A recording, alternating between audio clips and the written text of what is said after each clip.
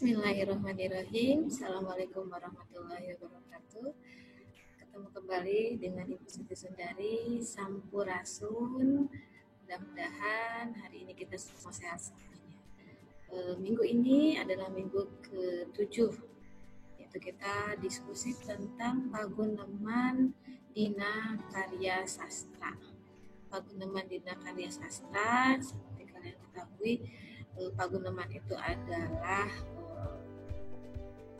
suatu kegiatan di mana kegiatan ini adalah berinteraksi antara dua orang atau lebih dalam mengkomunikasikan apapun, mengkomunikasikan keinginan, rasa, ataupun topik-topik yang sekarang sedang terjadi. Nah, paguneman atau istilah dalam bahasa Indonesia itu adalah ngobrol, berkomunikasi, interaksi antara dua orang atau lebih, dan kondisinya kemarin sudah disampaikan, kondisi bisa resmi ataupun tidak. Kondisi yang seperti apa sudah kita diskusikan sebelumnya, di mana kondisi resmi itu biasanya dilakukan pada saat kita berdiskusi, pada saat kita interview, itu kondisi resmi. Kalau kondisi tidak resmi itu paguneman yang dilakukan antara teman ataupun dengan siapapun dan kondisinya tidak formal. Nah, tapi tetap bahasa yang digunakan yaitu bahasa yang sopan, yang bisa berkomunikasi dengan siapapun, dengan menetapkan dengan etika berkomunikasi, karena kita berbicara dengan orang itu tidak boleh sampai menyinggung perasaannya. Nah, ada satu pembicaraan yang harus didiskusikan sekarang. Ibu coba share lagi materinya. Nah, ini materi kita hari ini, di mana paguneman ini adalah tadi harus di-share dalam minggu ke-7 agar kita bisa fokus terhadap target pencapaian. Yang selanjutnya nih, paguneman dalam karya sastra terdiri dari 3, yaitu puisi, prosa, dengan drama. Tadi paguneman atau ngobrol itu bisa dalam kondisi 3 kondisi yang dikaitkan dengan karya sastra, yaitu puisi, prosa, dan drama.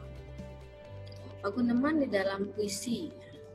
Dalam puisi seperti kalian ketahui, puisi itu biasanya ada yang disebut dengan bait dan ada disebut dengan baris. Kalau bait ya berarti kumpulan dari baris. Sedangkan baris adalah kumpulan dari kata-kata yang membentuk sebuah kalimat. Ini untuk yang kalian lihat, ini contohnya yaitu puisi yang berjudul Indung Jeung Anak, ibu dan anak. Di sana mana bentuk percakapannya? Nah, ada tulisan anak. Nah, anak ini sedang mengungkapkan perasaan atau pertanyaan-pertanyaan terhadap orang tua. Di sini ada emak naon eusi leungit, jeung di mana tungtung langit, katut bentang nu barana. Jadi di sini mengungkapkan apa? Anak itu bertanya kepada ibunya apa isi langit dan di mana ujungnya langit, serta bintang yang bersinar sebegitu cerahnya. Nah, ibunya menjawab apa? Indung, teu jauh tidak ada emak, eusina napas jeung getih, bintang teu jauh di ujung.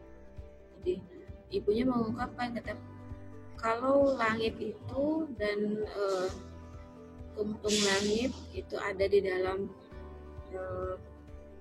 dada emak atau ibunya, ya isi nafas, ya isinya itu nafas dan darah.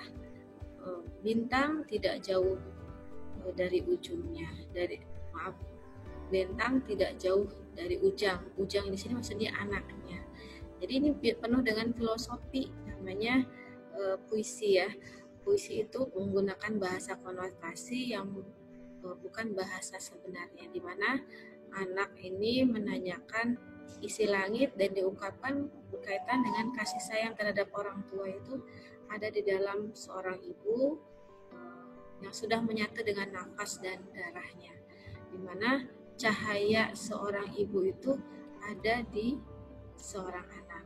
Itu jadi percakapan yang ada di dalam puisi ya, diungkapkan dalam bentuk bait dan baris, dan dua-duanya atau kedua bait yang ada di contoh ini mengungkapkan perasaan seorang ibu, kasih sayang seorang ibu yang tidak pernah ada ujungnya terhadap anaknya. Seperti itu. Ini bentuk pertama dari sebuah puisi yang penuh dengan filosofi, penuh dengan makna konotasi yang harus disimak dan harus dibaca berulang-ulang maksud dan tujuan di dalam puisi ini. Itu bentuk paguneman di dalam puisi, jadi terjadi percakapan. Yang kedua, paguneman di dalam prosa, ya, dibentuk dalam bentuk paragraf-paragraf dan polanya itu biasanya menggunakan kalimat langsung yang ditandai oleh tanda kekenteng, ya, kekenteng atau tanda kutip. Nah, di sini ada kata srok rombongan Bapak Naib datang ke rumah sakit dan seterusnya. Nah, ini ada kata yang menggunakan kata cek. Cek itu kalau dalam bahasa Indonesia itu kata samsu. Nah, ini menunjukkan kalau ini adalah bentuk dalam prosa karena dia adalah bentuk paragraf. Oke. Yang selanjutnya paguneman dalam drama. Dalam drama udah jelas ya, dibangun oleh dialog dari antar tokohnya. Seperti ini, Prawatasari, Panatayuda, dan ada kata-kata yang menunjukkan seperti ini, barilah jaglejek, bangun anu ditungguan nyarita. Nah, ini menunjukkan kata yang diberikan kurung ini penegasan terhadap ekspresi dari tokohnya. Sebelum, nah di sini dia sambil bergumam, katanya Prawatasari ini mengungkapkan ketidakrelaannya apabila dia harus tunduk terhadap lawannya yang ada di dalam cerita ini. Ini semua ada di dalam buku BSE. Silakan kalian lihat di bab 3, ya, khususnya dalam paguneman dalam karya sastra. Jadi, tanda yang menjadi tokoh di drama itu bukan hal yang asing lagi buat kita semua, karena tokohnya di sana sudah diungkapkan, dituliskan secara jelas siapa yang berbicara, bagaimana ekspresi dari si tokohnya itu harus memberikan ekspresi terhadap badannya, ucapannya, agar tadi sebuah drama ini bisa lebih meyakinkan. Nah, itu informasi atau diskusi hari ini tentang paguneman di dalam drama. Tadi pertama ada puisi, ada prosa, dan ada drama, dan semuanya mengandung berkaitan dengan percakapan atau dialog antara satu tokoh, antara dua atau lebih dari tokoh tersebut yang sedang dibicarakan. Apa tugas untuk minggu ini?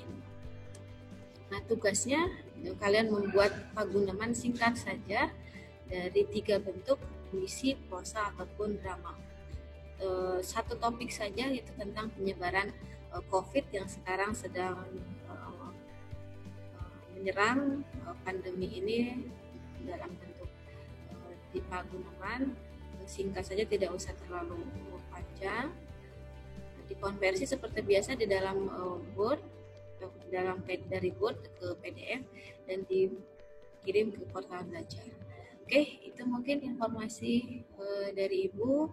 Sekali lagi, mudah-mudahan informasi tentang paguneman di Dina Karya Sastra yang terdiri dari prosa, puisi, dan drama ini bisa menjadi tambahan ilmu buat kita semua. Terima kasih, mudah-mudahan sehat semuanya, tetap semangat belajar meskipun kalian berada di rumah, jaga kesehatan kalian, tetap mengikuti anjuran dari pemerintah tentang pencegahan COVID ini. Terima kasih. Wabillahi taufiq wal hidayah. Assalamualaikum warahmatullahi wabarakatuh. Sampurasun.